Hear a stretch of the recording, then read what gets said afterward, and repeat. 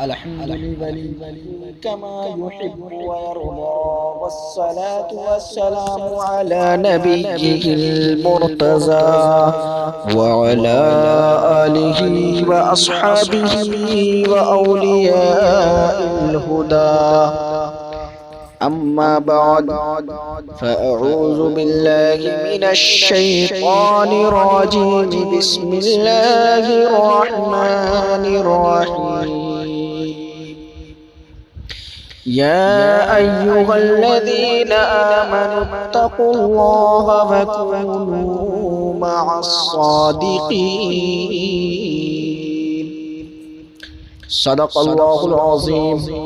وبلغنا رسوله النبي الكريم، ونحن على ذلك لمن الشاهدين والشاكرين، والحمد لله رب العالمين. غوث اعظم بمن بے سر و ساما مدد، قبلہ دی مدد کعبہ ایما مدد.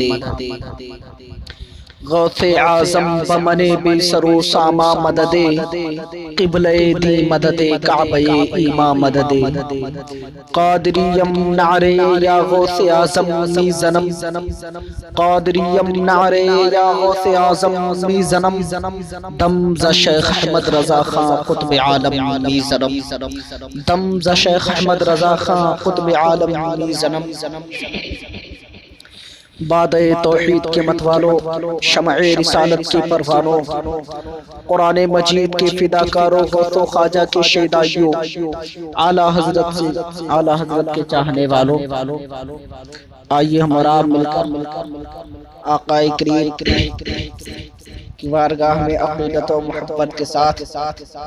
گنبد خضرا کی جانب لو لگا کر اپنے آقا و مولا آفتاب رسالت،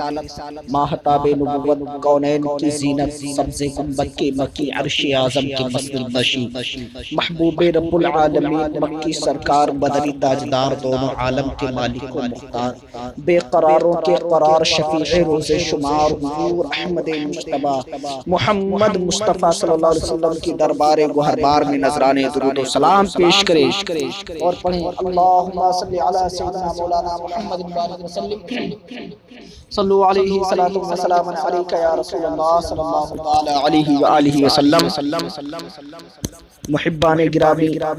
آج کی اس بزم نور و نکہت میں میں مجدد عطا حاضرہ و ماضیہ، امام اہل سنت، امام عشق و محبت،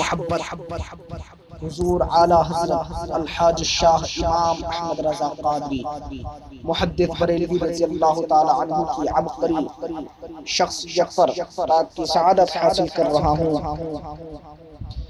جس نے بریلی کی ٹوٹی چٹائی پر بیٹھ کر ہمارے سینوں میں عشق مصطفی کا چراغ روشن کیا، جس کی ایک ایک ادا عشق مصطفی سے تعبیر ہو کر رہ گئی، جسے ہم دنیا عشق و محبت کا امام اور فکر و فن کا شہنشاہ کہتے ہیں. معتمدین عرب و عجم نیز عوام و خاص جسے اعلیٰ حضرت تاجدار اہل سنت مجدد دین و ملت امام احمد رضا قادری محدث بریلوی کے نام سے یاد کرتے ہیں. اس تاریخ ساز شخصیت نے اپنے دور پرفتن میں جس طرح باطل کی سرکوبی کی ہے اور پرچم حقانیت اپنے دست حق پرست میں لے کر تصرفات کی کروٹیں لی ہے، اسی عظیم تاریخ ساز اور عبقری شخصیت ہی کا حصہ تھا. شرک تھا جب ناز کرنا احمد مختار پر، نکتہ چی تھے لوگ علم سید ابرار پر. ہر ولی ہر غوث کو بے دست و پا سمجھا گیا، یا رسول اللہ کہنے پر تھا فتویٰ شرک کا. صورتیں تسکین کی نکلی دلی سیماب سے، ایک کرن پھوٹی اچانک چرخ پر مہتاب سے. اس کرن کو اہل دین احمد رضا کہنے لگی، امت ختم الرسل کے پاسبان کہنے لگے. اس کرن نے راہ ایماں کو منور کر دیا، پھول تو ہے پھول خاروں کو غلے تر کر دیا۔ قوم کے ایمان و حرمت کے نگہباں زندہ باد، زندہ باد مفتی احمد رضا خان زندہ باد۔ ابر رحمت تیری مرقد پر گہر باری کرے، حشر تک شان کریمی ناز برداری کرے۔ فنا کے بعد بھی باقی ہے شان رہبری تیری، خدا کی رحمتیں ہوں اے امیر کارنامہ تجھ پر۔ خطبہ مسنونہ کے بعد میں نے جس آیت کریمہ کی تلاوت کا شرف حاصل کیا ہے وہ یہ ہے، یا ایھا الذین آمنوا اتقوا اللہ وکونوا مع الصادقین،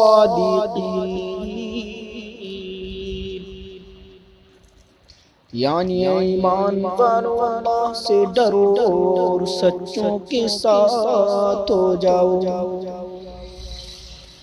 حضرات آئیے اب اپنے حاشے ذہن میں یہ مرکزی خیال رکھیے کہ مجدد اپنے دور کی ساری باطل قوتوں کا کامیاب جواب ہوتا ہے۔ چنانچہ اکبر جب اپنی اکفریت کو پھیلانے کے لیے دین اسلام کے خلاف ایک نیا دین پیدا کر رہا تھا، اکبر جب دین اسلام کے خلاف علم بغاوت لہرا رہا تھا، تو ایسے دور میں ایک مرد مجاہد حضرت مجدد الف ثانی شیخ احمد سرہندی علیہ رحمت اللہ باری سرزمین سرہند سے علم صداقت و ہدایت لے کر اٹھتے ہیں اور اکبر کی اکفریت کے تابوت میں آخری کیل ٹھونکنے کے لیے منصب شہود پر جلوہ گر ہوتے ہیں۔ محبان گرامی، ذرا اس دور کے مجدد اسلام امام احمد رضا قادری محدث بریلوی کی ذات گرامی بھی اپنے سامنے رکھیے کہ جب اکبر کی اکفریت کا خاتمہ حضرت مجدد الف ثانی نے کر دیا، اس کے بعد بد نصیبی سے بھارت کی دھرتی پر مسلمانوں کی حکومت کا بھی خاتمہ ہو گیا۔ ہندوستان سونے کی چڑیا ایک بار پھر غلام بن کر رہ گیا۔ 1857 عیسوی میں انگریزوں نے جب بھارت کی دھرتی پر قبضہ کیا تو ان تن کے گورے من کے کالے انگریزوں نے اس دیش کی دھرتی ہی پر تسلط و قبضہ نہیں کیا تھا،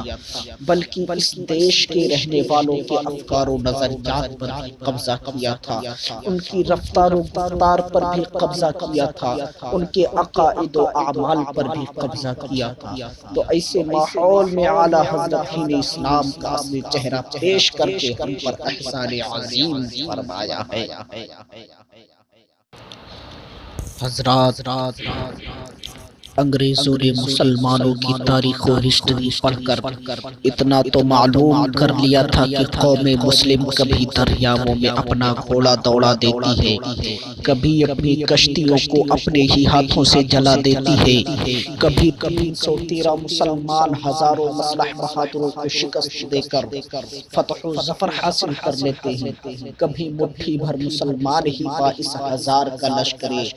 جرار کا ڈٹ کر مقابلہ کر کے اسلام کا چراغ جلائے رکھتے ہیں۔ چنانچہ مسلمانوں کی کامیابی اور شان و شوکت دیکھ کر باطل اقوام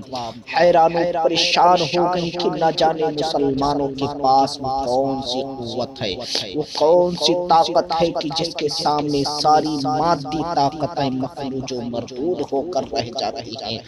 آخرکار انگریز قوم نے سچے مسلمان کی زندگی کا بغور مطالعہ کیا تاکہ پتہ چل سکے کہ مسلمانوں کے پاس وہ کون سی طاقت کار فرما ہے جس کی وجہ سے یہ لوگ موت کو حیات، فنا کو بقا اور مرنے کو زندگی تصور کرتے ہیں۔ آخرکار وہ لوگ اس نتیجے پر پہنچے کہ مسلمان قوم کو اپنے رسول پاک علیہ التحیۃ والثناء سے بے پناہ عقیدت و محبت ہے اور ان کے نام پر مر مٹنے کو حیات جاودانی سمجھتے ہیں۔ چنانچہ انگریزوں نے یہ فیصلہ کیا کہ اگر مسلمانوں کو نہ تو سامان جنگ کی کثرت سے زیر کیا جا سکتا ہے، نہ ہی فوجی طاقت سے ان کو مٹایا جا سکتا ہے، مسلمانوں کو شکست دینے کی ایک ہی صورت ہے کہ ان کے دلوں سے ان کے نبی کی محبت نکال دی جائے، تو یہ لوگ خود بخود زیر ہو جائیں گے۔ ان کے دلوں سے عشق رسالت مٹا دیا جائے، ان کے دلوں سے عشق مصطفیٰ نکال دیا جائے، ان کے دلوں سے ان کے نبی کی محبت نکال دی جائے، تو یہ لوگ برسر اقتدار نہ ہونے پائیں گے۔ چنانچہ اس حصول مقصد کے لیے انگریزوں نے دو گروہ تیار کیے، ان میں ایک مادر پدر آزاد ماڈرن لوگوں کا گروہ تیار کیا، جنہوں نے سیدھے سادھے مسلمانوں کو نام نہاد ترقی کا لالچ دے کر مسجدوں اور مدرسوں سے کھینچ کر کلبوں اور کالجوں تک پہنچایا۔ تلاوت قرآن کرنے کے بجائے ناول کے مطالعہ کا شوق دلایا، نعت مصطفیٰ اور ذکر مجتبیٰ سننے سنانے والوں کو رقص و سرور اور گانے بجانے کے سنانے کی ترغیب و تشویق دی، فیشن اور عریانیت کی تحزیز کی، مسلمان مردوں کے سروں سے ٹوپیاں اور عورتوں کے سروں سے دوپٹے اتروا ڈالے، مسلمانوں کو داڑھی منڈوانے اور انگریزی لباس پہننے کی عادت ڈلوائی، کھڑے ہو کر پیشاب کرنے کو ترقی کا نام دیا۔ حضرات، ایک سیدھا سادھا مسلمان تھا جس کا لڑکا کالج میں پڑھتا تھا، کسی صاحب نے دریافت کیا کہ جناب آپ کا لڑکا کس جماعت میں پڑھتا ہے، تو وہ سیدھا سادھا مسلمان فوراً جواب دیتا ہے، بھائی ابھی میرا بیٹا کھڑے ہو کر پیشاب کرتا ہے، تم خود ہی اندازہ کر لو کہ وہ کس جماعت میں پڑھتا ہوگا۔ حضرات، دوسرا گروہ ہے نام نہاد عالمہ کا گروہ۔ حضرات، انگریزی ایجنٹوں نے مسلمان قوم کو اپنے نبی سے ظاہری طور پر اتنا دور کر دیا کہ اب نہ مسلمان کا چہرہ سنت رسول کے مطابق رہا، نہ اڑنا پہننا سنت رسول کے مطابق رہا، اور نہ کھانا پینا ہی سنت رسول کے مطابق رہا۔ ان بدبختوں کے اس غلط منصوبے نے مسلمانوں کے ظاہر کو بدل کر کے رکھ دیا۔ اب نہ مسلمانوں کے چہروں پر داڑھیاں نظر آتی ہیں، نہ ہی ان کے سروں پہ ٹوپیاں نظر آتی ہیں، نہ ہی ان کے سروں پہ ٹوپیاں نظر آتی ہیں۔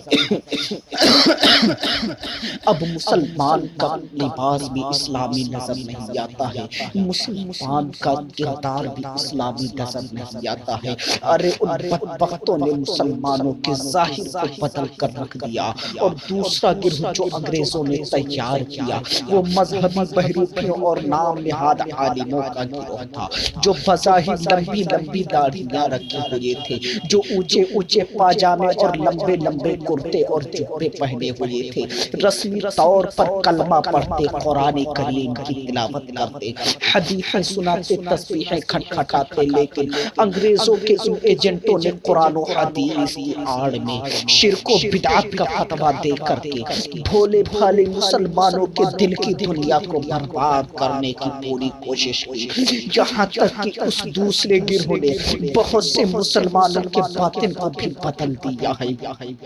برادران ملت اسلامیہ، انگریزوں کے ان سر خریدے غلام کے گروہوں نے مسلمانوں کا شیرازہ بکھیر دیا۔ پھر تو مسلمانوں کی یہ حالت ہو گئی کہ رسول اعظم کے شیدائی بدعقیدگی کی زنجیروں میں جکڑے جا رہے تھے، پیغمبر اسلام کے دیوانے ہچکولے کھا رہے تھے، علم غیب مصطفیٰ کے خلاف اجتماع کیے جا رہے تھے، صاحبان جبہ و دستار ابلیس کی شاگردی کا حق ادا کر رہے تھے، شرک کے مت والے بادل اپنی گھن گرج کے ساتھ اہل ایمان کو ڈرانے پر مجبور کر رہے تھے، ضلالت و گمراہی کا کوہرا ہر چار سو چھا رہا تھا، کفر ایمان کے لباس میں ملبوس ہو کر انگڑائیاں لے رہا تھا، قادیانیت و مرزائیت مصطفیٰ جان رحمت کے خلاف نعرے ابل رہی تھی، پورے ہندوستان کی فضا نیچریت و صلح کلیت کی تیز تند آندھیوں سے غبارہ آلود ہوتی چلی جا رہی تھی۔ الحاد و بے دلی کی گھٹن اٹھتا رہی تھی، ہر طرف پھیلتی اور چھاتی جا رہی تھی۔ بد مذہبی اور بد عقیدگی کی کالی گھٹا ایمان و ہدایت کی روشنی کو ڈھانپتی جا رہی تھی۔ دعوے داران اسلام اپنی خود ساختہ تعبیرات سے اسلامی مسائل اور شرعی احکام کی اصلی شکلیں بگاڑتے جا رہے تھے۔ اللہ سبح قدوس کی چادر عظمت پر کذب و جھوٹ کا دھبا لگا رہے تھے۔ رسول پاک کے دامن اقدس پر بے ادبی اور گستاخی کی کیچڑ اچھال رہے تھے۔ اسلام کا اصلی چہرہ مسخ کر رہے تھے۔ بھولے بھالے مسلمانوں کے ایمان لوٹ رہے تھے۔